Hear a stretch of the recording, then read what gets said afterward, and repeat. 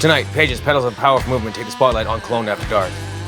In the spotlight, author B.R. Widney brings magic, romance, and resilience to the page. Builder and rebel Chris Ranger turns metal into momentum at Ranger Cycles. And closing out the night with Grace and Fire, belly dancer Leona Finlayson takes the stage with her crew. Plus, join the LUXX at the Vancouver Aquarium on this week's Urban Interviews.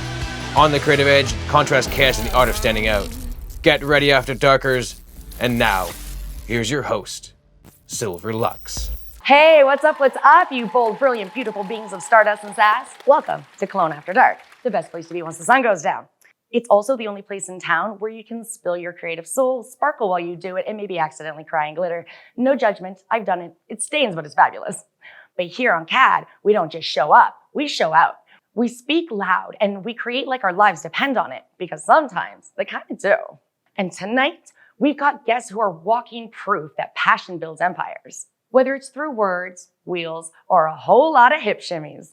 Tonight's episode is for my fighters out there, for the dreamers who got told no and said hell yes anyway, for the artists who duct taped their self-doubt onto the floor and just kept going, for the creatives who had to stare someone in the eye and say, yeah, my work is worth it, and even if you don't get it. And holding on to our sass and our soul is what keeps us going when the world says no.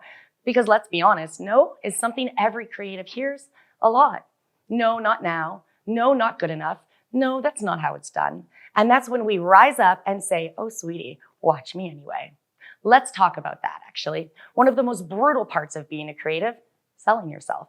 Not just the thing that you made, but the heart and your soul. Caffeine shakes and emotional breakdowns that are brought this thing to life. You've got to price your passion, put a number on your tears, pitch your weird and wonderful mind to a room full of people who've never even picked up a paintbrush, written a lyric, or edited until 4 a.m. while crying into a bag of jalapeno chips. And no, Karen, I won't give you a discount just because your cousin once drew a stick figure. That's not how this works, but nice try though, that was cute. It can feel like sometimes you're yelling into a room, honestly saying, here's my piece of my soul. Now, please validate me like a parking ticket. And the wild part, you kind of need your validation to survive sometimes. You've got to walk in with your chin up and say, yes, I'm good. Yes, I deserve to be here. And yes, this is awesome. Even if your inner voice is going to chat back to you like, girl, they're going to roast this. But let me tell you something real. There is an audience for what you've created. You just haven't met them all yet. And the only way to find them, keep showing up. Whether you're writing stories that heal, building bikes that roar with personality, or teaching women to reconnect their bodies through dance, your voice matters, your vision matters. So wield your pen, polish your wrench, and put on that glitter hip scarf like your life depends on it. Whatever your weapon of choice is, use it.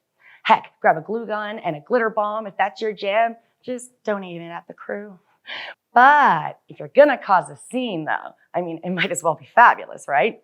Either way, own what you've got, take that stage like it was built for you, because it kind of was. And the world, they better buckle up. Let's do this, After Darkers. The stories are raw, the bikes are custom, and the hits don't lie. Our first guest tonight proves it is never too late to start a whole new chapter, literally. She is a best-selling author who took a lifetime of stories, memories, and a sprinkle of magic and turned it into something unforgettable. After growing up on a grain farm in Saskatchewan and spending nearly 24 years living on a ranch, she was inspired by photographs and nudged back into writing by her own grandson.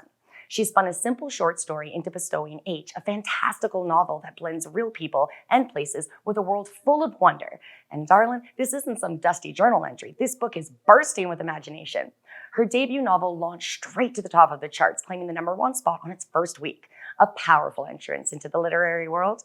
She's creative, fearless, and just as comfortable writing her custom Harley as she is weaving words into cinematic scenes. And tonight, she's reading from her debut novel and sharing the wild ride that got her here. Please give a warm welcome to the fabulous B.R. Widney.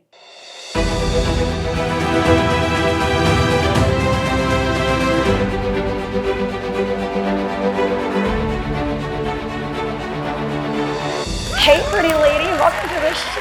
It's so great to have you here. Come have a seat on the big comfy couch with me. How is your day going so far? Busy. I bet. But a good day though, yeah? Yeah. Fabulous. Yep. Sun is shining, sky's blue, we're good. I like it. Yeah. Are you ready for me to get up on your business and ask you some questions? I sure am. Awesome. I'm so here for it. Okay, so take me on a quick adventure into your book. Tell me what it's all about. You know what? That's one hard question I find to answer because I wrote the book. So I go and I wrote the blurb on the back. So it's kind of like, that's a tough question because the whole story is going through my mind. That's fair. It actually, it took place at my ranch that I was on, and I found an old photograph, and it actually whipped into a full novel. So it's, my grandchildren are in it. That's awesome. I'm in it. It's very hard for me to actually, I've had to really think about that answer because it's like a whole movie of my book going through my head all the time. There's so much to tell about it. It goes back in time. My grandchildren are on it. It's about, I found a picture of an old house on the ranch I lived on, and it just developed from there. So we go back in time travel, not like sci-fi, not in a travel tube, but it's by Aisling, which is I made it up. It's something you inherit. It can take you back in time. Oh, that is super cool. And then you can meet your ancestors, and it goes back even further in time. So it's really exciting. I'm really excited about it. Like and then there, like with that, you always got to add some evil or some witchcraft, or, of course, like to make it exciting. Just spin a tale, like you spin a tale. Yeah, it sounds so incredible, and I love it. It's unique, and I love when people just make stuff up. It's the best thing. Love it. It is, yeah. So, how did everything come to life? What's the backstory there? Well, like I said, on the ranch, and I found an old photo, and when I was younger, I would see a photo. And I could write a short story about it. Just like I was talking yesterday, you guys are all younger, but there was a yellow polka dot bikini song. Yes. And I drew a picture, and I actually did a whole short story on this, like when I was younger, but it's kind of fun. But no, my grandson found out through my sister that I used to write short stories. And he's having kind of a little bit of down day. So he asked if I could write one. And I always wanted to write a novel, and it was like, oh, this, that, like I can't read, like, oh, it's not happening. Yeah. And then finally he said, have you started it yet? And I said, no. So I woke up one morning and I just went, I know what I'm writing about. Like and it turned into a novel. That's perfect. Yeah, it flowed. It was like watching a movie in my head, and I couldn't type quick enough. Oh, right on. Yeah. Everything happens exactly when it's supposed to, right? Yes. Brilliant. Talking about writing and watching a movie in your head, how did you build the world of Bestowing H from the different people and places that you've interacted? It actually came together. I'm not a typical writer author where you write down a plot. You have the end, the beginning, end scenes. I write it as it comes in my head. I like that. So it's like a movie running through my head, and I write it as it comes, or I'll wake up and I'll go, oh, I gotta remember that. And I'll write scribbles. Like if anybody went through my papers, they'd be going like, what is that?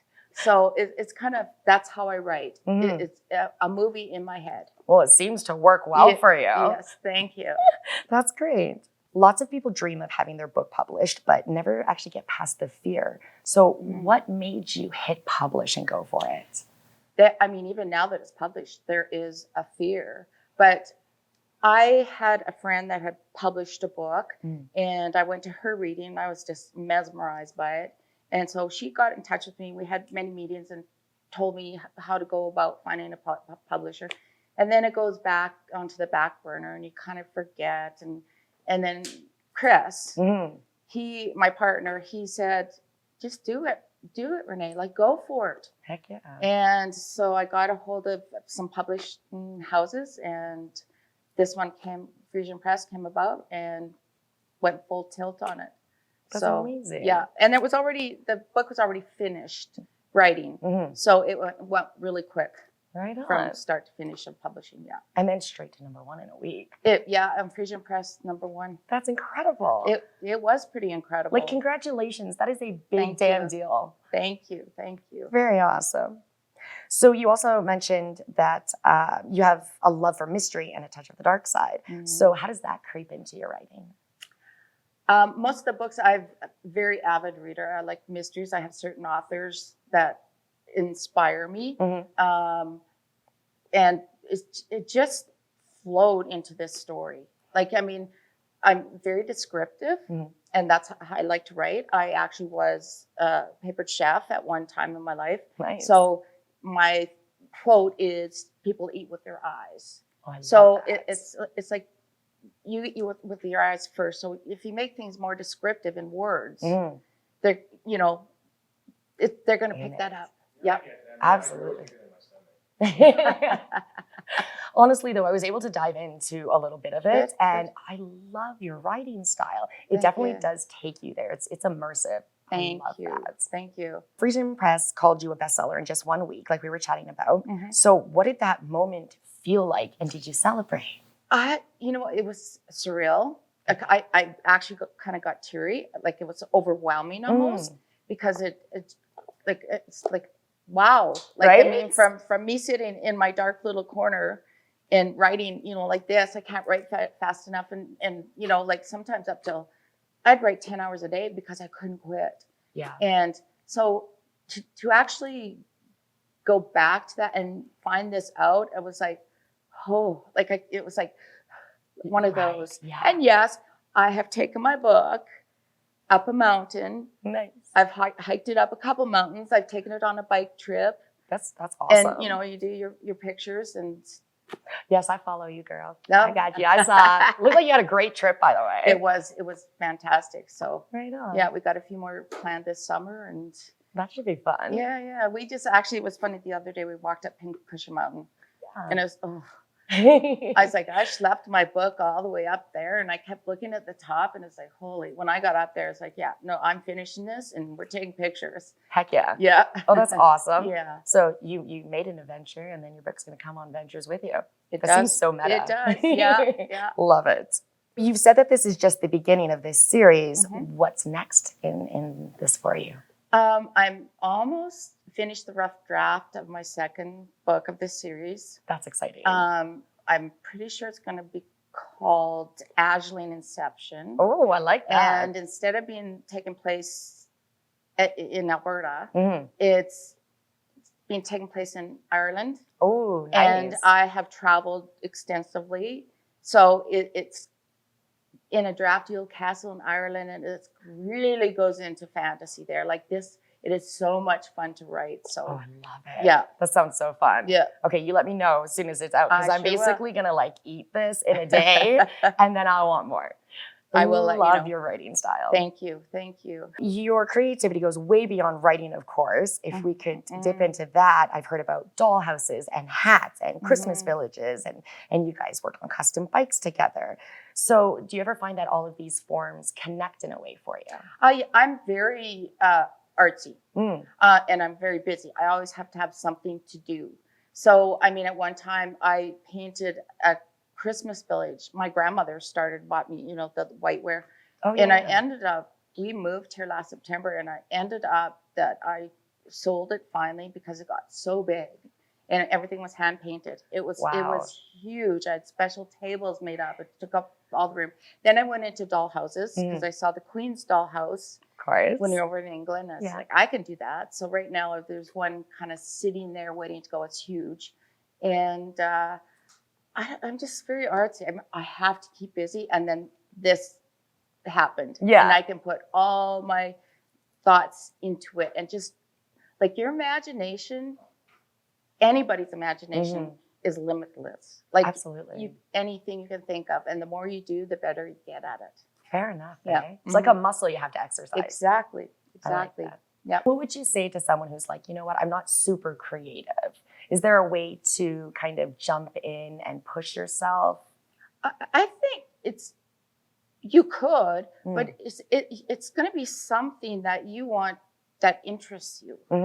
And you may not find it right away, but when it does, and then you delve into it by talking to people. Yeah. Or they say, like me seeing the Queen's dollhouse, like, I can do that. I've never done that in my life. I've built doll houses. All my grandkids got doll houses, and they're massive. Cool. So it's something, if you enjoy it or it interests you, then look into it. If you like cooking, go take a class, go, do that. Like, that's how you do it. I love it. Yeah. I bet you there is a whole bunch of people in our audience right now dying to get a hold of your book. how do they get a copy for themselves? It's actually out in 150,000 bookstores worldwide right now. So super easy then. Yeah, Amazon, Kindle, Kobo, through Frisian Press. If you want a signed copy, come through me. I've got books as well that I can send out with signed copies, and that's how I do it. Sounds amazing. I have a website as well that you can go on and yeah. And we're going to make sure to post all of that for everyone, so you'll be able to connect and have all the fun details. Now that we've chatted a little bit about how it came to be, do you want to show us a little bit of magic? I will. Ooh, okay, I'm so excited. All right, awesome. So I'm going to give you the stage. I'm going to hang out in the LUXX box with Sterling, and I will let you do your do. I'd like everybody actually to sit back, close their eyes, and listen to this as a movie in your head the same way I wrote it. I'm going to explain a little bit at the beginning what Aisling is. You have been blessed, child, with Aisling. You have been blessed by the highest. The universe sometimes bestows an extraordinary gifts upon the most unexpected of souls. You possess the ability to see into both the past and the future, ensuring that future generations of your family will carry on. She went on to explain as a child looked up at her, Aisling is a connection between the living and the dead, serving as a source of guidance and wisdom. Aisling is a bridge between this world and the next. Bestowing this role upon someone as young as you is a significant responsibility and an honor. I could tell that the story she shared with us took a lot out of her, and it was as though she was reliving it. Reluctantly, we headed off to bed. Grandma Nay tucked us all in, and the power was still out. We snuggled under our blankets for the warmth. The wind-up clock on the nightstand read 9 p.m. I lay in my bed, restless and shivering. Should I meet Sam at 10? Behind the diamond willows, bushes, and the stand of pines on the path? The rain had stopped, and the storm had moved off. I slowly rose from my bed, slipped on a warm wool sweater over my head, and shoved my feet into a pair of rubber boots by the door. Harvey and Jack lay in their beds inside the kitchen. They would not be coming with me tonight. Silently, I slipped out the door and lightly stepped down the porch steps. The air smelled fresh, and the scent of pine droplets of rainwater still dripped off of them. The ground was soggy under my feet as I walked across the yard to the stand of pines. I couldn't see any light anywhere. It was pitch black, and even the moon couldn't guide me. When I got far enough from the cabin into the pines, I switched on the tiny flashlight I had found in the kitchen drawer earlier. I felt spooked out here, damp and chilly. I was having second thoughts. I didn't even know this boy, a boy not from my time. But earlier, Grandma Nay had told me he would look after me. Soundlessly, I trampled up the pine needle path. I spotted the diamond willow bushes. The branches were now limp from the weight of the rainwater earlier. Sam, Sam, I whispered. Where are you? All was quiet and so dark. I heard a crack of a branch and a sound like a low growl. My heart was pounding and I stood rooted to the spot. I swung the flashlight around me, but I couldn't see anything beyond its hooded glow. Suddenly, out of nowhere, Sam was standing before me. Hollis, I am so glad you came to meet me. I was worried you might not come, he said. Where are your raincoat and your boots? I asked. It is so wet and soggy out here and damp and cold after the terrible storm earlier. Sam tilted his head and looked at me strangely. What rain? He asked. It's a beautiful autumn night. Look at the bright harvest moon. He took my hand and said, follow me. I know a secret path to the manor. I trusted him and followed closely, holding onto his calloused hand as we emerged from the diamond willow. Unexpectedly before me, just beyond the path, stood the grand manor, tucked in the giant pines. The harvest moon shone brightly. There was no hint that raindrops had fallen for weeks, and the ground was dry. This didn't make sense, but nothing about this adventure made sense. I could see the horses harnessed to the carriages of all sizes, tied to the hitching post close to the barn. A host of groomsmen hovered near them, ensuring that they had food and water. Music faintly drifted from the manor house, and I could hear men laughing. Come, Hollis, we have to be quiet so as not to be heard, he whispered. He gently tugged at my hand, and we turned down a dark path overgrown with willows. Pushing our way through them, we finally came upon the old doctor's house. A shiver ran down my spine. I started to shake. What is wrong? I feel you shaking, Hollis, whispered Sam. It's the doctor's house. It's haunted. Bad things have happened there, I said, my voice shaking. I've heard stories from the hired man about how children perished. But I believe it's just talk to keep us from snooping around the house, he whispered. It's not just talk, Sam. I know something bad happened here, but I don't know the details. My brother Asher, cousin Shelby, and I were at the doctor's house a few days ago in my time, looking for Silas, my baby brother. That was the day you met him hiding by the barn. Asher saw some little girls, twin girls, I think. They were covered in bruises and bleeding, and their dresses were ripped. They spoke to Asher as they peered down into the doors of the cellar. They told him they were looking for their baby brother, Silas. Asher was hysterical. It was so scary, Sam. As I looked at the house, now only partially obscured, I noticed that the bushes were smaller and less overgrown than they had been a few days ago in my time. The place didn't look as scary, but it still felt abandoned. Most of the cream-colored paint hadn't peeled off. The front steps weren't rotting, and the door was not falling off its hinges. The root cellar doors were intact, complete with a rusty lock. None of the maple branches had been pushed through the windows and broken them.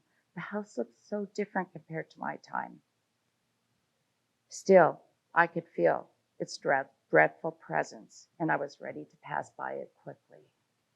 Oh my God, that was freaking amazing. That was wonderful. I want to give you a giant hug. You just blew my mind. Thank you. Thank you so much for sharing that with us. I'm glad I could share it. That was It's incredible. just like a tiniest piece of going back and forth. Oh, I cannot wait to dive in completely to it. Thank you for having me. Thank you for coming. I cannot wait to share this with the world. Thank you. Let's make some noise one more time, guys. Let's give it up. Thank you. Thank you so much. Okay.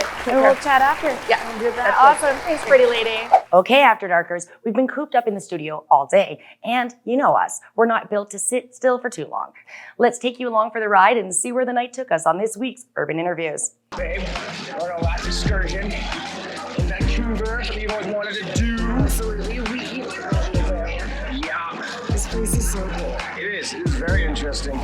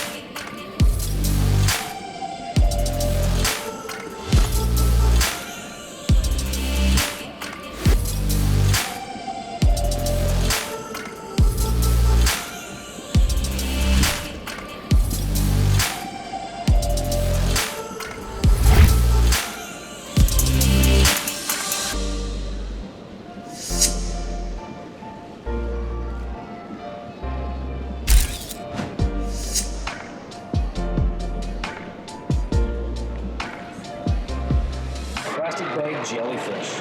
No, they're not real. But they do look like them. To where things actually eat them and die.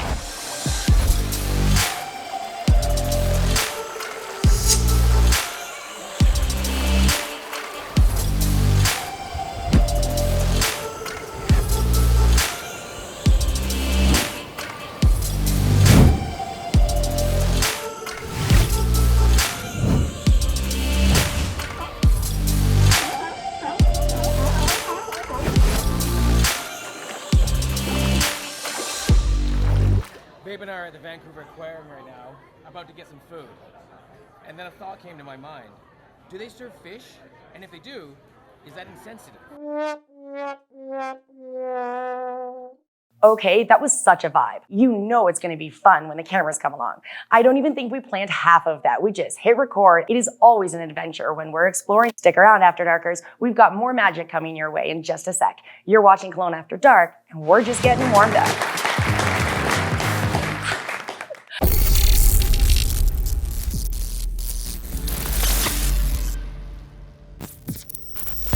Hey, first off, thank you for giving me a second of your time, so I'll get straight to it. I'm Sterling, CEO of Sterling Silver Luxury Media, and this is Silver, CFO and executive producer of Kelowna After Dark. We're here to help businesses tell their story in a way that grabs attention, connects with people, and drives real results. Here's the thing, 20% of businesses go out of business in their first year. By year 3, 40% of them are gone. By year 5, half of them are gone. Why? Because most businesses miss the mark on who their customers are. They're not connecting. They're not telling stories in the way that people truly care about. That's where we come in. I'll ask you this. How many times a day do you stop scrolling to watch a video? Now think about your customers. They're doing the same thing. Video just isn't important right now. It's everything. If your content isn't engaging, authentic, and built for where people's attention is, you're leaving money on the table. At LUXX Media, we don't just create content, we create an experience. We craft stories that people want to consume. Because marketing isn't about shouting louder, it's about caring, about respecting people's time and giving them something they'll actually enjoy, and making them feel seen. We're not just some kind of run-of-the-mill production company. We've worked with brands across food production, realty, life coaches, and TV production, creating videos that don't just look good, they perform. We've helped businesses grow their engagement, attract more customers, and build brand loyalty by focusing on what actually matters. Here's what we do best. Storytelling that resonates. People don't buy products, they buy emotions, trust, and relatability. We craft stories that hit home.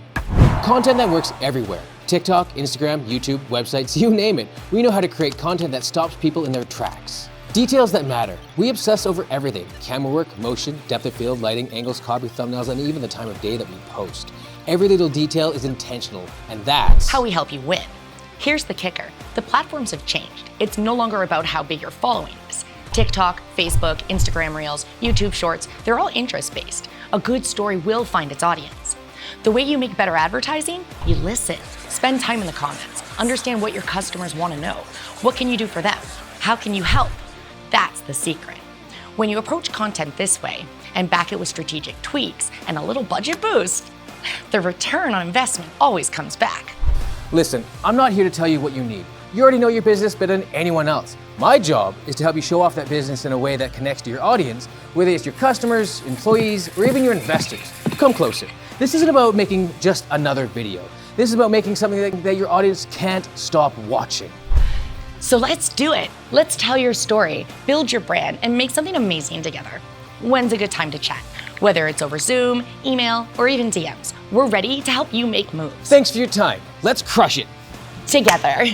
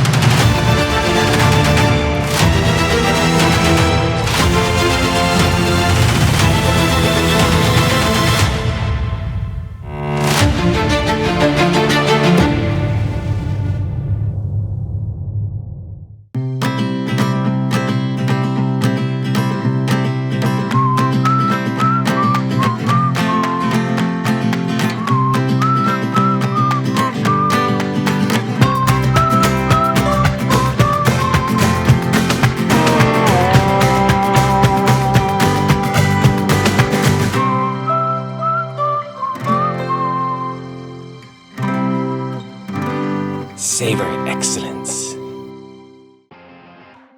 Kelowna isn't just a destination, it's an experience. A city built around innovation, artistry, and luxury. A place where cultures blend, creativity thrives, and adventures everywhere.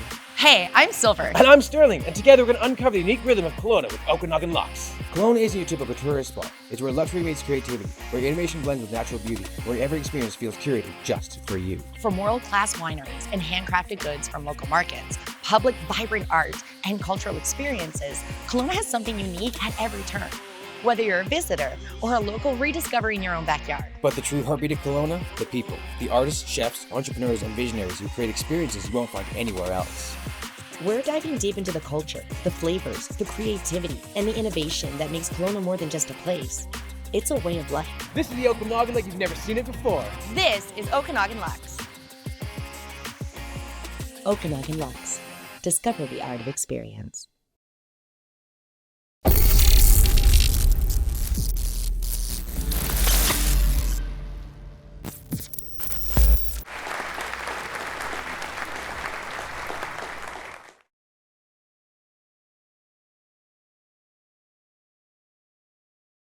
All right, After Darkers, you know how we love a little shine and a whole lot of horsepower. Our next guest builds fully masterpieces from the ground up. He's not just changing tires, he's reinventing bikes like a sculptor with his iron inch. From dirt bike tweaks as a kid to award-winning customs featuring American bagger racing and the legendary world of wheels. This man is the real deal, a creative force with torque, tools, and vision. He's the kind of guy who sees a gas tank and imagines a canvas, like a brick with elevated and ever perfect tone.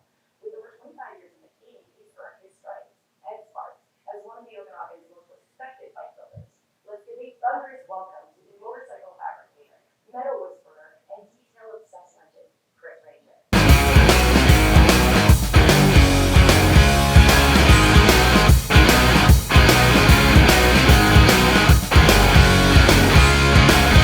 Hey, Chris, welcome to the show. It's How great are to you? have you here. And doing Nice, good. thank How you, you thank doing? I love your little intro there. Oh, well, thanks. Come have a Build me up. seat. Well, you know, we like to brag about how awesome you are a Right? little bit. How's your day going, hon? Good, good. Super busy, so yeah. It's how we do, right? Yeah, Awesome. Are you ready to dive into some questions with me? yeah, let's do it. Perfect. Let's start from the top. What was the first bike that you ever modified, and what do you remember about it? Well, my first Harley was an 86 Sportster in Nice. 1986.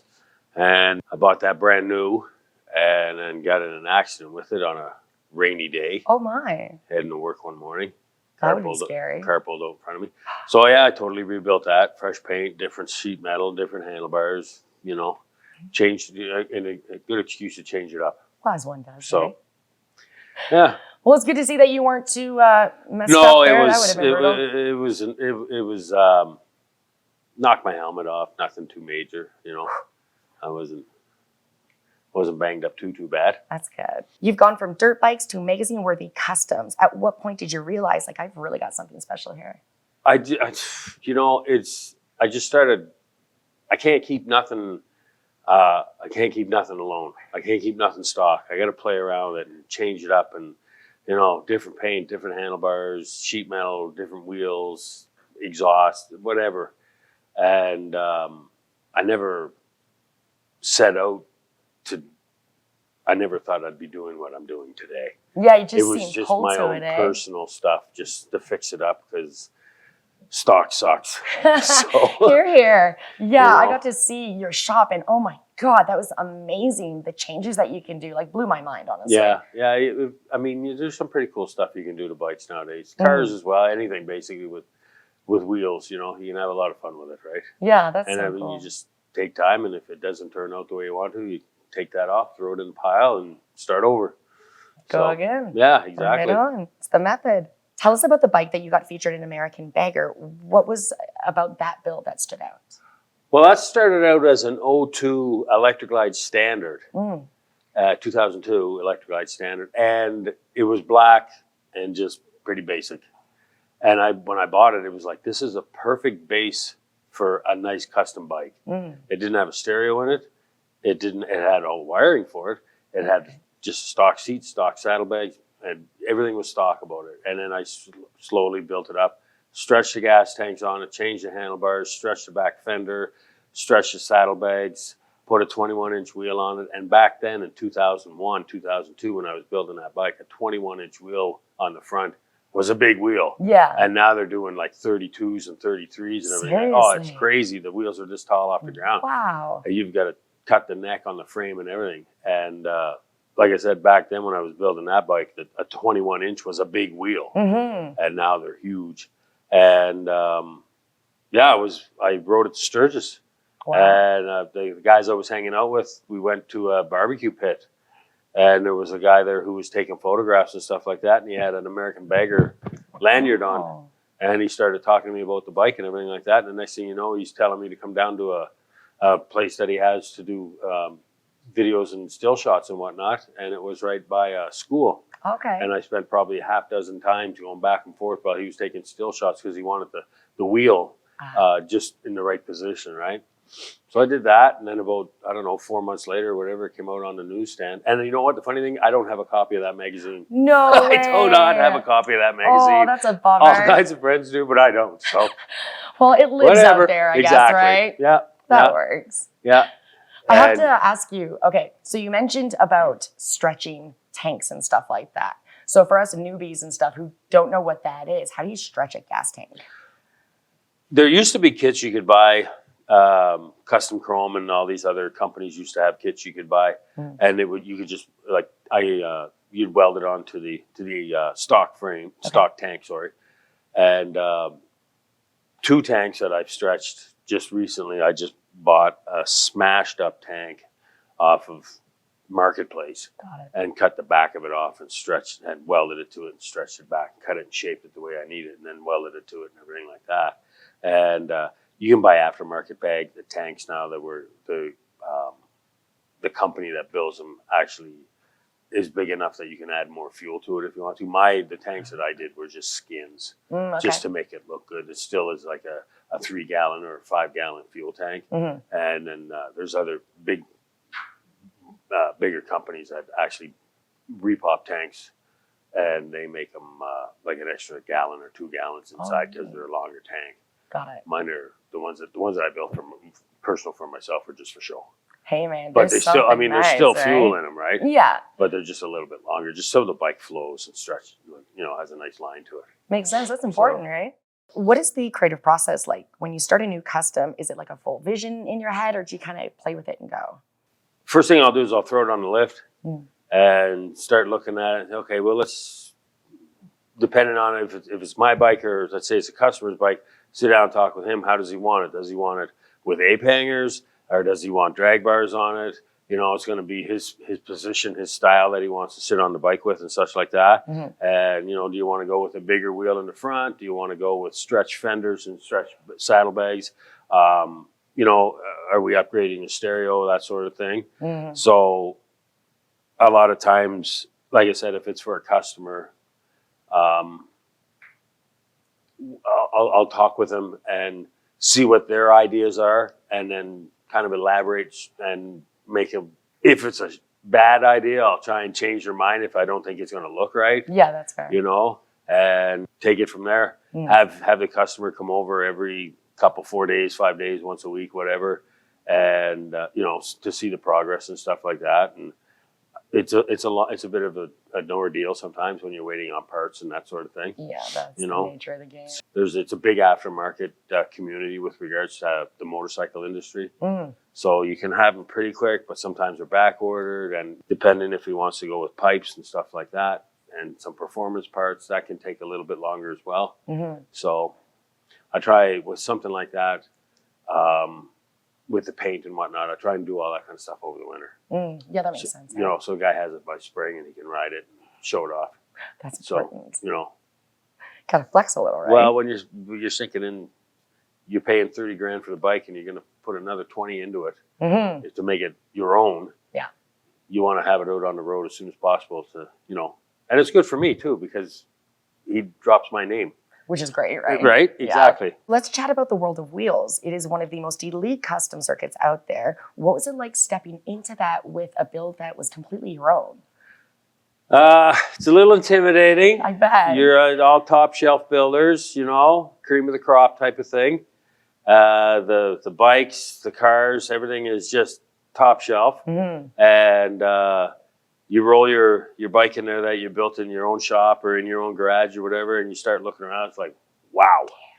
Yeah. And you know, once you get in there, it's like everybody, they just all mesh together and talk and bounce ideas off each other and stuff like that. And it's not really a contest between, but yeah, it's nice to win the trophy and a plaque and all that kind of stuff.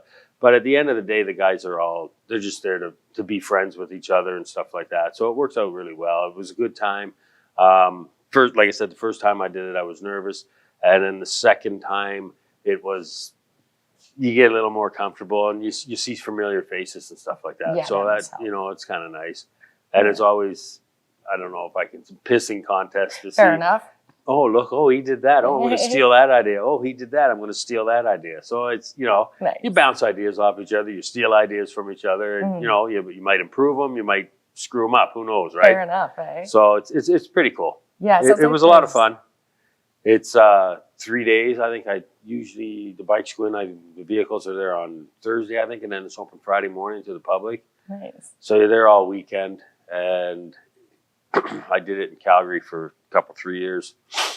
And I don't know if you guys are familiar with Calgary winters, but it can be brutally cold. Yeah. And it's usually in February when they have the World of Wheels. Oh, yeah, it's like super cold. Yeah, yeah. Lots of fun. So it's a pain to get in and out of there in the parking lot, but it's fun, you know. That's good. Weather aside, it's a good time. Right on. It was, and there seems learned to be like a lot of camaraderie within. 100%. Yeah. That's awesome. There was guys coming from British Columbia, Saskatchewan, Manitoba. It's good marketing, good networking, and like I said, you get to meet all these guys, and you know, sometimes you become friends, sometimes you don't. Sometimes they're just acquaintances. You see them once in a year or so, and other times you see them World of Wheels, at motorcycle rallies here in BC, Sturgis, that sort of stuff. You know, they become friends, and you look forward to going to a rally and running into them and seeing their latest build, their latest creation. So it's kind of cool. Yeah. It's a close-knit community, motorcycle community. Motorcycles, right? Yeah. I totally get that. What do you enjoy the most? Is it the design phase, the hands-on build, or just kind of like watching it come to life at the very end? I think it's the hands-on. Yeah. Yeah. When you actually get in there and start getting your hands dirty. And I mean, I'm not one to draw stuff out. I just kind of think about it in my head and whatnot. Once I take, like the sidecar bikes and start doing sheet metal or fiberglassing, once that starts coming together, it's like, yeah, okay, now it's, you know, it's starting to look like something. Yeah. I have an idea of what it's going to look like in my head and kind of roll with that and aim towards that final vision that I have. But I don't put anything down on paper. I never have, and I probably never will. Well, and it seems like it works. Computer CAD and all that kind of stuff, I have no idea how that stuff works. So if I was doing anything like that, it'd be pen and pencil. Yeah, it makes sense. Paper. Because I'm computer illiterate. Old school is good. Yeah, you know what I mean? If it works, it works. Exactly. So, I would love to know, what is the most custom or wild kind of thing that you've added to a bike or that someone's requested? I think the sidecars are pretty cool. Yeah? Yeah, I mean, it's nothing new. They've been around forever and a day. But I think the sidecars are pretty cool. You can do some neat things like that for sure. You can, you know, like everybody, you put your dog in there and, you know, whatever. But it's just, and I mean, we're all getting older, and some people don't like trikes. That's fair. So a sidecar might be the answer to still be able to get out and be able to go for a ride. Yeah, you know? That would be. But personally, I got the two-wheeler and I got the trikes, or the sidecar bikes as well. And Renee does the sidecar a lot, and whatever. It works. If she's happy, she's happy. And I mean, sometimes I ride the sidecar, take it out for a ride. And that's cool. A lot of times I ride my bagger. A lot of times I ride my choppers. So 2 or 3, as long as you're out there, it doesn't matter, right? Fair enough, right? So just on the road. Exactly. I love it. Well, now that we have chatted a little bit about it, do you think it's time to go take a look at your shop and see some magic? Yeah, you bet. Love to. Awesome. All right, Sterling, do you have our video queued up? Magic is in the process. This is where I come to do all my stuff. My little slice of heaven. This one over here is a 1974 shovel head that I'm going old school with it. New wiring, new electrics in it and everything like that so that it's reliable. Plunger style seat, the old leather bags on it. I'll repaint it this winter. Maybe a white pearl. I want to make it look old. I think I'm going to go old school with it and put a foot clutch on it with a hand shifter. So I think that'll look pretty neat when it's done, especially with the sidecar on it and everything. Right amount of patina. Got the old Harley potato. You can tell it's a shovel head. This one here, like I was saying, it's got the wide glide front end on it with the old school gators. I chopped and lowered the front fender, did some modifications to it.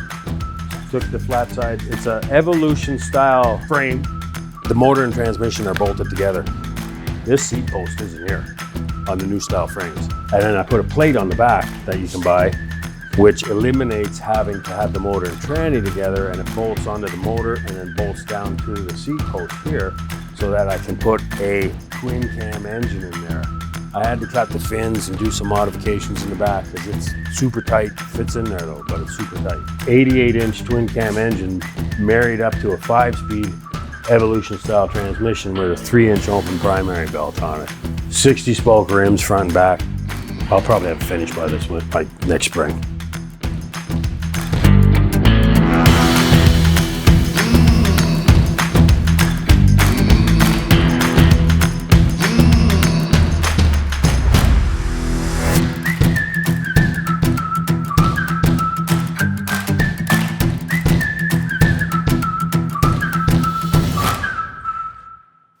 I gotta get coffee. Yeah, that's fucking cool. Absolutely. That's badass, man. Yeah, the best thing about that is you said all those words, but not in that order. That is cool. Makes some magic, right? That looks I so like that. neat. That was nice, man. That was awesome. Awesome. Well, thank you so much for letting us come down to your shop. That Thank you was for coming. Such a It treat. was nice. And then going for a bike ride with you. That was so much fun. Oh my God. Like we did the do, you guys. We were whipping and going. Put her in the sidecar. Yeah. And then we almost took out the drone, which was awesome because we were flying Trying to it catch low. it. Yeah. So, yeah. Oh, that was so much fun. Well, I'm good. I'm glad you had a fun time. Absolutely, I did. Yeah. Right on. So if anybody wants to come and get some work done and check out your bikes and stuff, how do they connect with you? Facebook. Okay. I've got I'm in the process of changing the name. When I lived in Alberta, it was Cowboy Customs. Makes sense. Because it was fitting with, Cowboy, Stampede, Alberta Beef, blah, blah, blah. Yeah. I moved out here. I want to change it to Ranger Cycles, but Facebook is dicking me around. It's just, pain in the ass. It is a pain in the ass. Like I said, I'm not computer illiterate, so I don't know how to do it. It's slowly coming together. So if you go on Facebook, it's either Ranger Cycles or Cowboy Customs. Okay, cool. And we'll have your links up too, so that we can connect everybody with it. We're in Summerland, centrally located, basically between Kelowna, Penticton, all the way down to OK Falls, whatever. Yeah. I'm starting to take some bookings now for some winter stuff. Guys are coming want some paint and handlebars and that sort of stuff. So I do tires, do all the general maintenance, keep them happy. Yeah, you got some cool bikes, my dude. Well, in the wintertime, I think the shop is packed solid. Oh, I can only imagine. Because I've got some bikes that I have an area where I store bikes for the winter. Oh, yeah. Because a lot of people, they don't have a garage to park their bikes in. They want them out of the weather and that. So I do that. And then, Right on. So springtime is busy with everybody wanting their oil, worked under their bikes and stuff like that. Get them up and running before the winter time. Yeah. And then the last couple of weeks has been just crazy busy at the shop, which is great. So. Yeah. Well, that sounds great. You know what? It's my first year out here. And it's starting to take off now. It takes a while, but it's starting to go. So I'm pretty happy about it. Right on. I've met some other builders in the area and other shops and whatnot that I deal with hand in hand, and we both, work together well. So I'm happy. It's a good area. That's awesome. And the roads are beautiful out here. The weather's beautiful out here. Welcome to sunshine, right? You can't beat it. You can't beat it. It's a great place to be if you like riding motorcycles. Heck yeah. Or drinking wine. Yeah, or that's going also to the beach. right. So yeah. No, it's a great place to be. Well, we are love so it out happy here. that you came out this way. I love it out here, man. Well, we are so jacked to have you. Welcome to the city. Yeah, it's awesome. Thanks for having Right me. on, absolutely. Well, I want to shake your hand, sir. All and right. Thank you very Well, much you for take coming care. on the show. Thank you for having me. Absolutely. And yeah, We'll chat soon. all right. Sounds All right. good. Let's make some noise for Chris Ranger, everybody. Awesome. And you can head out that way if you want. All right. Awesome. Thank you so much, Chris. Take care. Take care. Okay, so we've gone from best-selling books to custom chrome. And if you're sitting there thinking, how does storytelling and steel even exist in the same world? Oh, friend, buckle up because contrast is the magic. It's time to sharpen your edge and vibe with some creative truth from the man who edits the visuals, makes the chaos cinematic, and is living proof that contradiction is the brand. Give it up for my partner in purpose and mischief, the one, the only Sterling LUXX.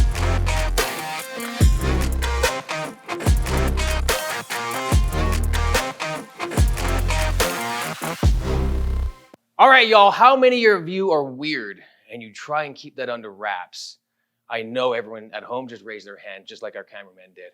And same here, I'm totally weird and I have totally tried to keep it under wraps, but here's the funny thing, is that when you try to keep yourself under wraps like that, you hide the authentic you, which then becomes very apparent to everyone who watches you of you are not right. Something's up, something's slightly wrong with what it is that they're watching because they can't quite trust you because you're not being the authentic you. You're not being your weird. Everyone's got a bit of weird with a giant capital H. I don't care how you spell it. Weird. Next slide, please. So there's no wrong way of being you. And if you try to hide you, you're hiding your contrast from the rest of the fish in the sea, and you will never be able to distinguish yourself. It's the weird that you want to be able to capture. Contrast is that creativity. Take your weird, make something really cool out of it. You'd be so very surprised of how many people will find an audience when they start making weird things. Because people go, I like that weird. I'm that weird. I had no idea other people were like that, thought like that, had that pattern of thought process, had issues with the exact same things that I have issues with. I had no idea more people were like that. So many people, including Babe, is like, she had no idea the things that she experienced weren't normal. And that's where we are at a lot of the times, is that we have a normal, it's our normal. But is it normal? No, but you want to harness that unnormal weirdness to be able to make a brand name for yourself. Otherwise, you're hiding yourself, and it's not good content. Loud and soulful. Be you, be true. Don't change it for anyone. People will attach themselves to you. Grit and grace. You gotta keep going. You gotta take things on the chin once in a while. Just because you're not some people's flavors does not mean that you shouldn't have grace when getting that information back. And you gotta keep the grit on because you're just gonna keep going. You're not gonna stop. Outsider is an asset. How many religions have started because there's a whole bunch of outsiders that one person wants to bring them together and all of a sudden it creates something. Same principle, same idea. Go find your weird, go find your audience. Next slide, please. There is no niche required when doing this strategy. All it requires is an authentic you. It's not much of a strategy when it's just you being you, documenting yourself, saying what's on your mind, what's going on, how you feel. That is what makes the weird in you that other people can attach to. Next slide, please. Blend everything into your strategies. Don't hide it, like I've been saying. Don't bury it. Mess becomes the movement. Your style lives in the contrast of the person that you are. Show it. Don't hide it. Next slide, please. When you display your weird, a lot of people who are not going to like it are going to see it. And you're going to get discouraged because they're going to leave some shitty comments. But if you keep going, you're going to find your weird people and you're going to make your little tribe of people that you can connect with. So being weird attracts the real people that you actually want to be in contact with. You want to be friends with. Maybe you even find a partner to do everything with, like I have my babe here. Yeah, love you so very much. So shine your truth, don't be afraid of it, and just keep going. So that's the edge. Be all of it, be all of you, have your weird out to the world, and you will find the people who are interested in your style. Creative edge over. Okay, how great was that? Honestly, that kind of message that just sticks with you. Bold, real, and exactly what some of us needed to hear right now. I know I did. It's all about embracing the mix. That's where the magic lives. I mean, be here for the weird and wave your freak flag proudly. Whether you're crafting something by hand, writing from the heart, or finding your way as a creative, contrast isn't a flaw, it's your edge. You don't need to fit in. You just need to show up and be yourself. We've got one more amazing guest coming your way right after the break, guys. Trust me, you'll want to stick around, grab a sip of something fun, jot down that spark of inspiration, and we'll catch you on the flip side. We'll be right back after Darkers.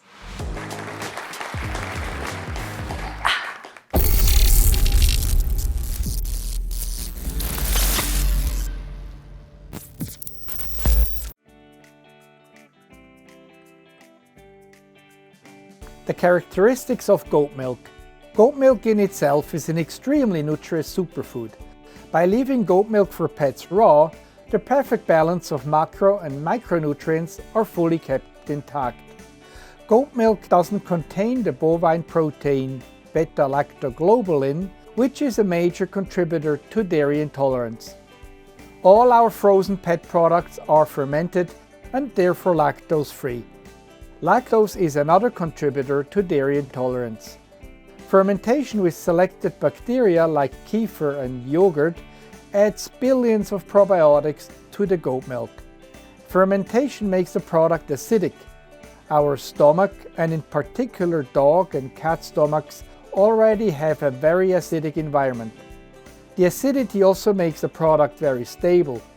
After thawing, it will last for several weeks in the fridge.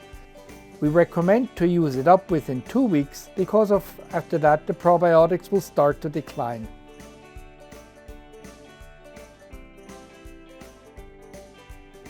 Hey, first off, thank you for giving me a second of your time, so I'll get straight to it. I'm Sterling, CEO of Sterling Silver Luxury Media, and this is Silver, CFO and executive producer of Kelowna After Dark. We're here to help businesses tell their story in a way that grabs attention, connects with people, and drives real results. Here's the thing, 20% of businesses go out of business in their first year. By year 3, 40% of them are gone. By year 5, half of them are gone. Why? Because most businesses miss the mark on who their customers are. They're not connecting. They're not telling stories in the way that people truly care about.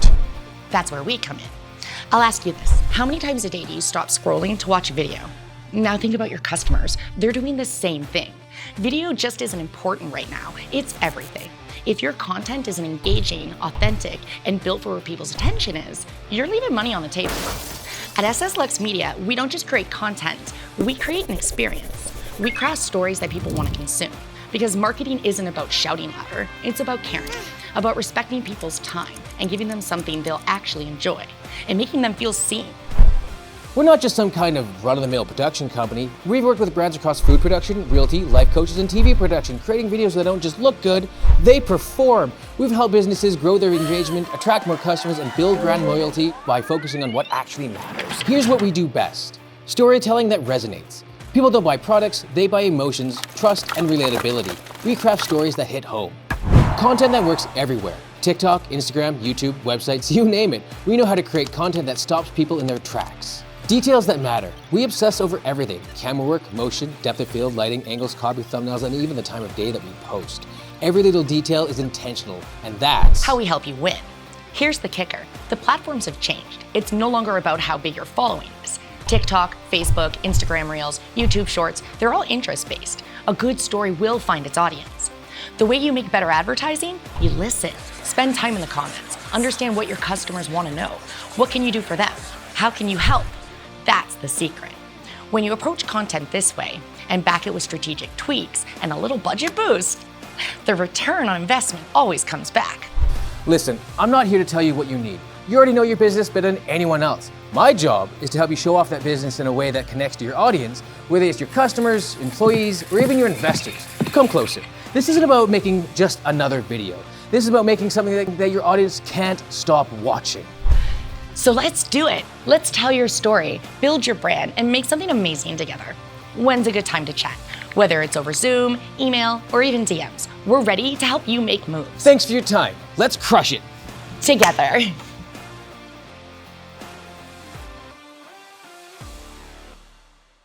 Imagine a city after dark, where the heartbeat of creativity thrives, Welcome to Kelowna, a place where stories are painted with vibrant hues and the people behind them are as colorful as the Okanagan sunset. Our late night talk show unveils the untold stories of the artists, makers, and dreamers who define Kelowna's unmistakable vibe.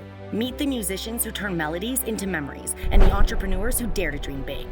These are the stories of resilience, inspiration, and creativity shared by the people who make Kelowna come alive.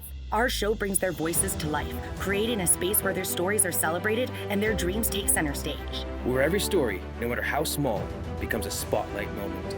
Join us as we bring the vibrant energy of Kelowna's creative scene right into your home. We'll take you on a journey into their lives, their struggles, triumphs, and what sparks their creative passion.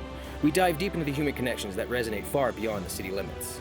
Together, we'll reveal the heart and soul of Kelowna's late night culture, one guest at a time. As local creatives ourselves, we recognize the importance of every artistic voice. Each story shared adds a vibrant note to the symphony that fuels our city's dynamic and artistic spirit. This is more than a talk show. It's a celebration of community, creativity, and unique individuals who shape Kelowna's vibe. It's about the people behind the art, culture, and innovations, the ones who inspire us all. Welcome to Kelowna After Dark, the best place to be once the sun goes down.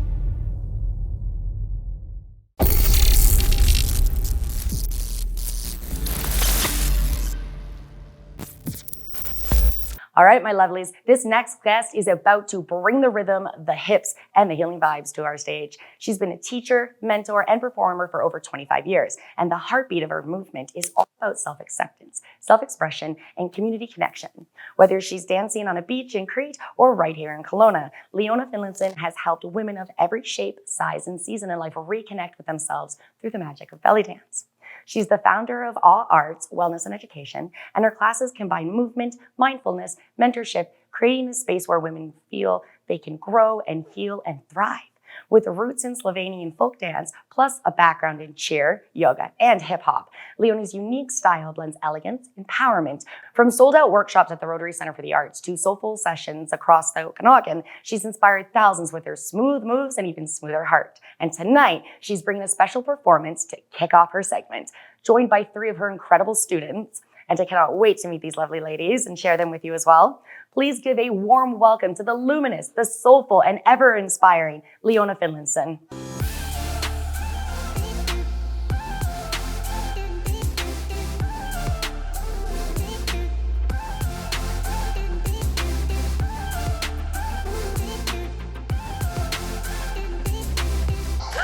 Hey, pretty lady.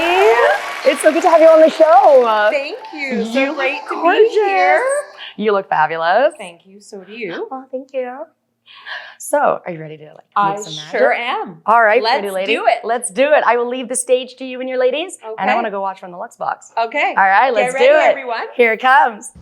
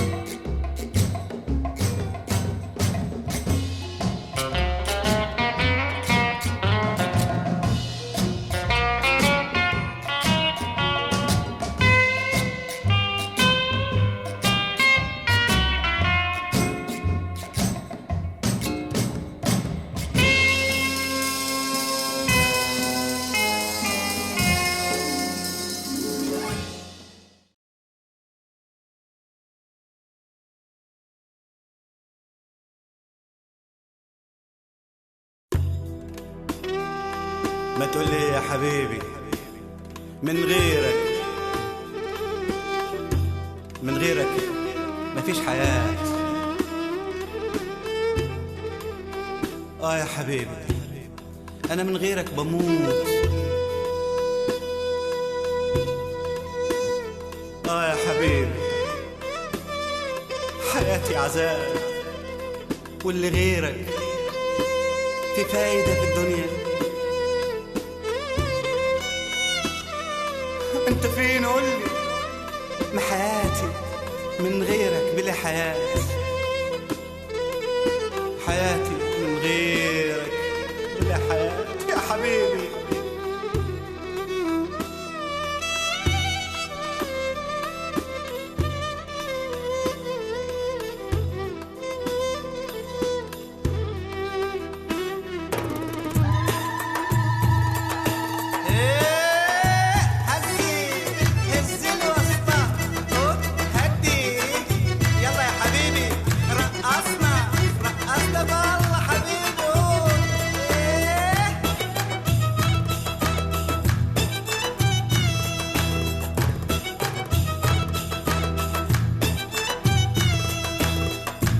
مجروح يا حبيبي ما تقولي حاجة، أنا مت عشانك والله يا حبيبي.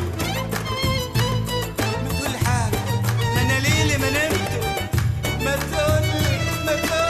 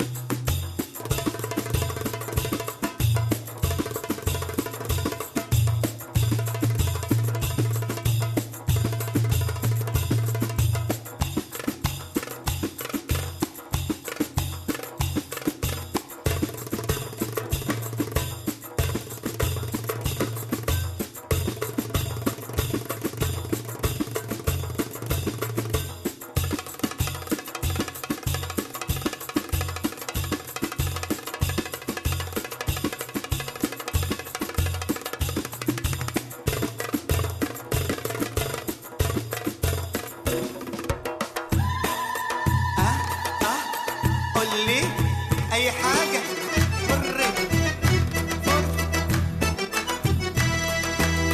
فري وسطك. ما تقولي إيه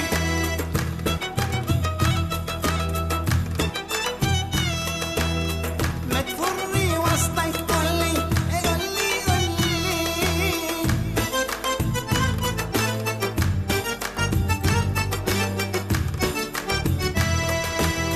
خليتني محتار وقلبي على نار، قلبي على نار، على نار يا حبيبي.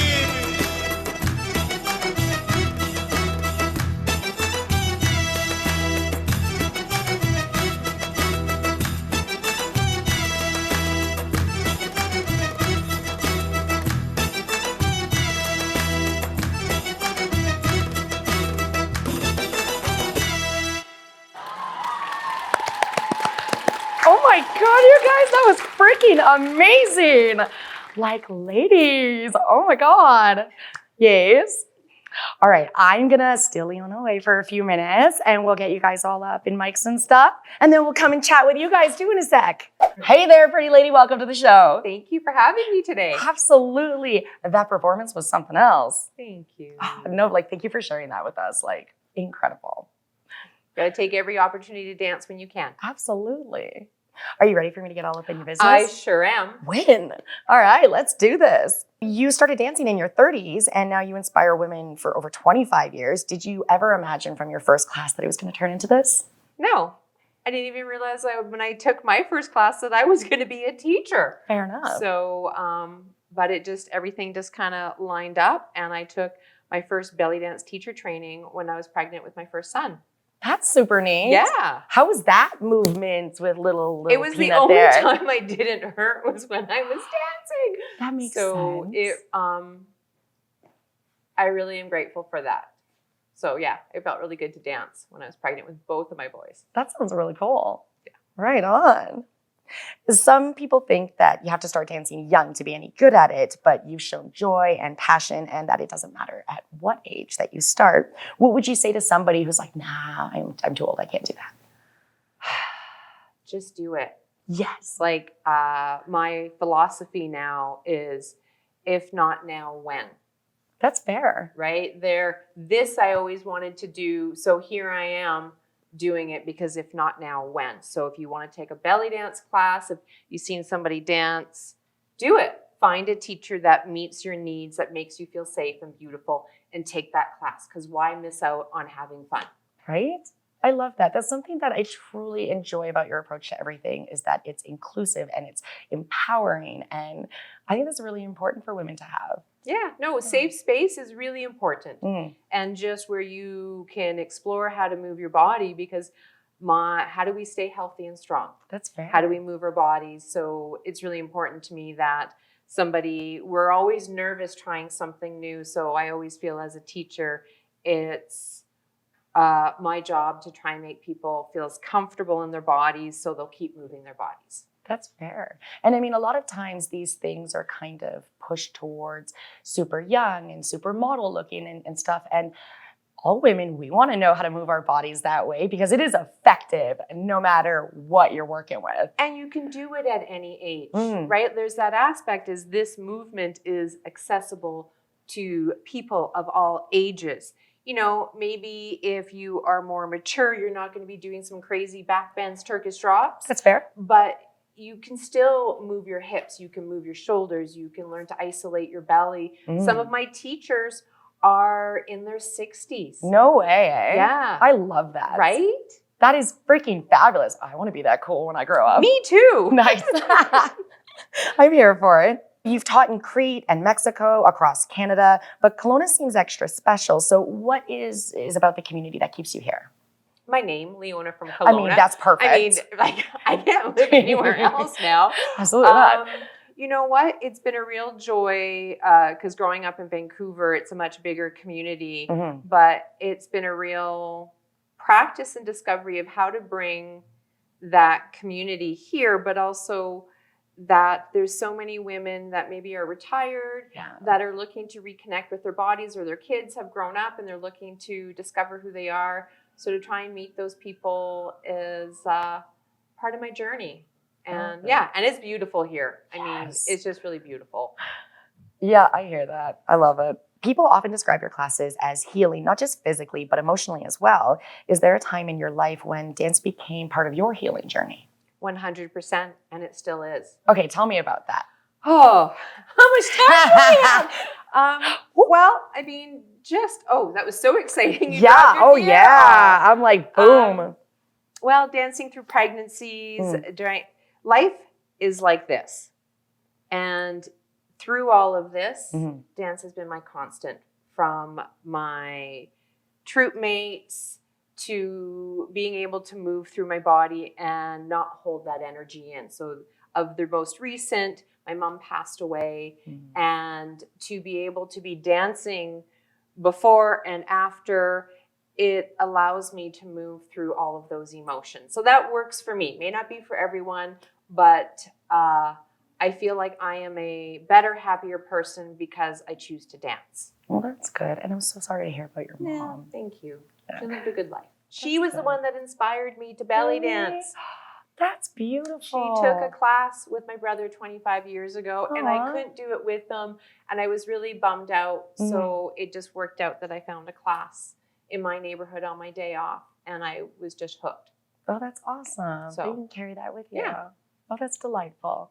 You've created a space, obviously, where women of all ages, shapes, backgrounds, they all feel welcome. So why is inclusivity so important to you? Because growing up, I didn't always feel that. I am a curvy girl, and self-doubt. And for me, I've taught in many different capacities, and what I gravitate to is how do I make people feel comfortable and safe and welcome? And that's important to me because other teachers, whatever their teaching style, like there's, you know, no, you have to do 100 million push-ups or, you know, whatever the case is. I'm being melodramatic. Yeah. Is I wanted people to come to class and feel good. And I didn't want them to learn through blame, shame, and guilt. Oh, that's so no, it works for some people. That drive doesn't work for me. So basically how I feel in classes really made me cultivate how I wanted to create and become the teacher that I am. Well, it seems to be working. Your ladies are so damn happy to be doing this with you. You can tell, like, just full of joy. We're pretty lucky. You guys are awesome. Your personal style, it blends yoga and meditation and spiritual embodiment, even Slovenian folk roots. So how do those threads shape into your dance? How everything you do, I think of everything we learn in this world creates a tool belt. That's fair. Right? Yeah. And then so when you go about and you do the things, so if I am learning belly dance, I am using the tools I've learned through yoga, through folkloric dance to help me shape into the dancer that I am, to the teacher that I am. So I just find it's like the more you learn, the more you have to offer, the more you have to share. And it expands your opportunity. And yoga has helped me to be stronger in my balance. So working on the dance floor, I feel stronger in my capacity to move my body. So that's got to be, super fueling for confidence. Yeah. Just go in there and try. Yeah, right? and breath work so that you're not like hyperventilating. Oh, we're not supposed to do that? No, not usually. I didn't get the memo, right? so. It happens, but so it's the practice. All right, good stuff. I hadn't imagined breath work. I mean, of course you're moving and you're going, right? But I didn't realize that was something that you would like practice. Totally. So Otherwise you're like, right, butterflies. Yeah. So, yoga breath helps to ground me. Oh, that's super neat. Because we still get nervous. I imagine, right? You're out there putting yourself, just on display like that and like, hey, watch what I can do. Yeah. So I totally get that. So 25 years later, I still get nervous. That probably keeps you on your toes though. 100%. Got to have a little bit of Yep. nerves. Yeah, good for the soul. Totally. So if someone wanted to sign up for classes with you, how would they get a hold of you? How do they connect? Everything, my handles are all Leona from Kelowna. So Super easy. My website, Facebook, Instagram. I'm in a bit of a sort of a break, but all my classes and things are posted and shared there. So or they can always reach out to me if they're looking to do like group privates or whatever the case is. Okay, I love that. And of course, we will have all of your social links on our page as well. Cool. So do you guys do performances for events and things like that? We do. We recently performed at the West Side Multicultural Day. That's exciting. We host shows. There's a really great show coming up in September that's going to be at the Rotary Arts Center. Oh, very cool. So yeah, like we create opportunities to perform, and then we love performing at community events, care homes, wherever we can spread joy, spark joy, and inspire people to move their body. Oh, I am definitely inspired, and I'm like, okay, calendar, like we need to make some room here because I am all up about this. I'm so excited. All right, well, we've got the ladies standing by. Do you think that we should bring them on? I hope so, Okay, yes. wonderful. All right, let's do that. So I would like to welcome Kat, Karen, and Victoria to the stage.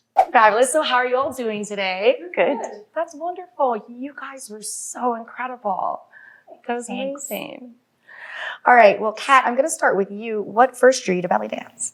The shortest dancer is my sister, but then of course the sparkle in the costumes lured me in further, and then the dance itself and the community we have is just made me enjoy it more and more and keeps me coming back. Oh, that's wonderful. And do you really enjoy like practice time, or are you like, I'm all about performing? It's a bit of both. Like it's the performance is the reward for the practice. That is very fair. I like that. That's delightful. And then, Karen, what made you say yes to this style of movement? It was just something that came up and I saw and I took a class. Well, that works. Say, were you just like hooked from day one? Yeah. Yeah. Awesome. And what about you? Do you enjoy practice? I like the practice. I really like practice. Performing is the icing on the cake, yes. And costumes are the double icing. Super fun. That's great. Oh, I'm glad. It looks like you guys enjoy this so much. That's wonderful. And then last but not least, of course, Victoria, tell us what inspired your journey into this. Yeah, well, I first started dancing because somebody asked me to dance for a wedding in the community, and I didn't know how to dance. So I started taking lessons and made a troupe so we could share in the anxiety of learning to perform. But it was so fun and so rewarding that I kept doing it. And yeah, it's been 25 years that I've been dancing as well. Really, Yeah. eh? Oh, that's wild. That's insane. What about you guys? How long have you guys been dancing? You guys are awesome, and I'm gonna look like a hot mess, so this is gonna be so much A fun. beautiful hot mess. Yay! I mean, if you're gonna be a hot mess, better wear a damn crown, right? Yes. But you're why my we got hot this. mess. I'm your hot mess, Yeah, dude. you have are. to deal with me. I'm just a mess. That's awesome. This is so much fun. What do you guys think? Should we give her a little go? Yes. And see if I can. Do you have that hip scarf? Yes, I do. Okay, All let's right. put it on. It's go time. We're gonna get a drum. Yes, the drum. All right. It's go Okay. time with drumming. All right. Let's break. Go team, go. Are you ready? I am so ready. Okay, so just normally in a class we would do a warm up, and Okay. obviously we don't have time for that today. So I like to think of belly dance as the art of isolating movement in your body, All right. right? I'm so here for you're that. gonna move the chest, the shoulders, the hips, whatever it may be, and of course you've got this beautiful hip scarf on, Thank and we you. have this Perfect. beautiful drummer. We're gonna just start with bending our knees. So you Okay. allow your knees to be soft because we want the hips to be free to move. Ah, okay. So whenever you're ready, Victoria. So you're just gonna bend your knees and you're gonna allow your hips to move side to side like a pendulum. Oh, look Is at that right? that. Yeah. Okay, And then cool. you wanna go faster because you wanna make noise and how does that feel? It feels like I'm jiggling and it's awesome. Okay, now you're gonna jiggle, jiggle, jiggle, jiggle, jiggle, and then you're gonna go ta-da and look at the drum. Hey! So we're gonna lift one heel up a little bit. Okay. And we're gonna allow, so instead of we're moving our hips up and down, is we're just gonna move one hip up and down. You're gonna, right? So we're gonna, All right. ta-da. And you slide. Yeah. Okay, we're gonna change sides, so we're gonna make it look fancy. You're gonna twist your hips. Twist your hips. Twisting, We're okay. gonna lift that left foot up. You're gonna bounce that left hip. You're gonna smile. And then you're gonna come back to center. You twist those hips. We're gonna go smooth. So Okay. you're gonna circle. Okay, we're going your this hips. way. So your hips are gonna go forward and back and side to side. Okay. Hey, then you're gonna reach through those arms. And it's always great. You can like, check out the hips. You're always like, oh, look at the drummer. Let's circle our hips the other way.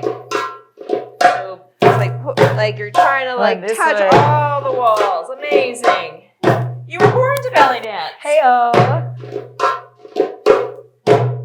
Amazing. You ready to learn for another move or two? Yeah, bring it on. Let's Okay, do so it. let's come up to our upper body. Okay. You're gonna wiggle your shoulders. So bring the arms in front. Okay. Let's both face this way, like, oh, back to back. You're gonna wiggle your shoulders. You're gonna shimmy those shoulders. And then you're gonna face me. We're gonna face each other. And then we're gonna go forward. And back. Forward. And back. Forward. And back. And then we're gonna look and we're gonna bounce those hips.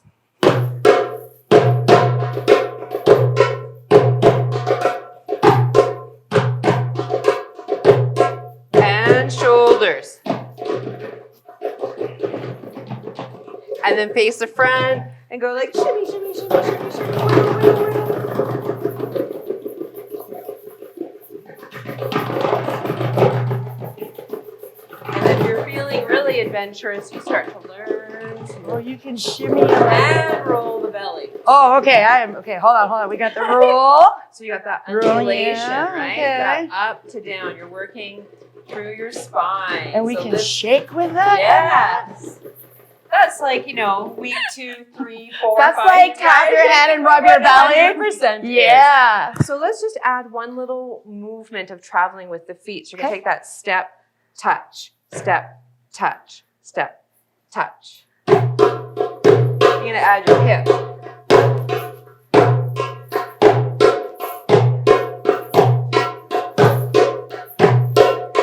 And then the drummer goes faster. We have to go faster.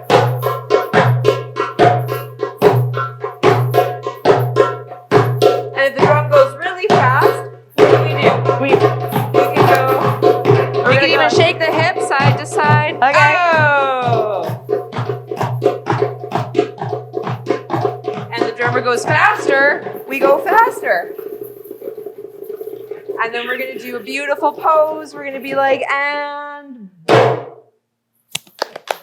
That was so fun. Oh my God, thank you so much. I'm like, fastest belly dance lesson ever. That was so damn fun. Right? I'm here for this. Right? So you now know why we do it between the moves. They're very freeing. They make you. How do you feel? Well, normally I'm all like, everything's moving. But I'm like, it moves with sound, so we're good. Right? But then it makes you feel good. It does. Right? And then if you think about it, people that are happy are generally nicer people. This is very fair. So if everybody in the world belly danced. Everybody be a little happier Or and a little danced, nicer. right? I'm here for it. This is wonderful. Thank you. Thank you so You're much so for welcome. sharing this with me You're very and welcome. our audience. And thank you. you so much as well for drumming and coming. And you ladies are fabulous and I just adore you all. Thank you. I'm gonna give you big hugs. I'm all sweaty and gross and I'm sorry. Okay, so hi. Awesome. Okay, let's make a huge round of applause. Big noise. Leona from Kelowna and the fabulous ladies. We have Kat, Karen, and Victoria, right? Awesome. Thank you ladies so much. Well, damn, if your soul isn't doing high kicks right now, you better check your glitter levels, darling. Completely depleted. I'm done. I have no more glitter left. I'm all glittered out. You scared the shit out of me. You don't have glitter? I don't have glitter. I can't dance. Oh no. It's all right though. We'll refill your glitter. Oh, good. It'll be Refill all my right. glitter. Yeah. But if you are running low, don't worry. Tonight was fire. It was fierce. It was freaking fabulous. So that should amp you up a little bit. Tonight we laughed, we learned, we stared rejection in the face and said, not today, hun, I'm booked and busy. This was a celebration of the dreamers and the doers who refuse to play small. The artists who say, here's a chunk of my soul, framed, edited, sung, sculpted, and served with a side of hell yeah. You showed up, you shared, and you slayed. Let this be your reminder. You don't need permission to create. You don't need approval to be valuable. You just need passion, persistence, and a little sparkle in your stride. And if something tonight lit a fire underneath your typewriter keys, sparkled a new move, or made you want to rebuild your own metaphorical engine, come find us. We'll also be taking all of our fabulous guests and sharing their magic on Kelowna After Dark on Facebook, Instagram, TikTok, YouTube. Follow, connect, support, and share the love. But real talk, we built this show for you, for every artist still finding their voice, every dreamer building their path in real time, every creator brave enough to say, this is who I am, and I'm going to show up anyway. And here, the answer is always yes. Yes to you, yes to your weird, wild brilliance. So keep doing what you do. And remember, even the world says no, we'll be right here yelling yes with rhinestones, resilience, and vibes too bold to dim. Until next time, After Darkers, remember, stay classy, sassy, and a bit badassy. Good night, Kelowna!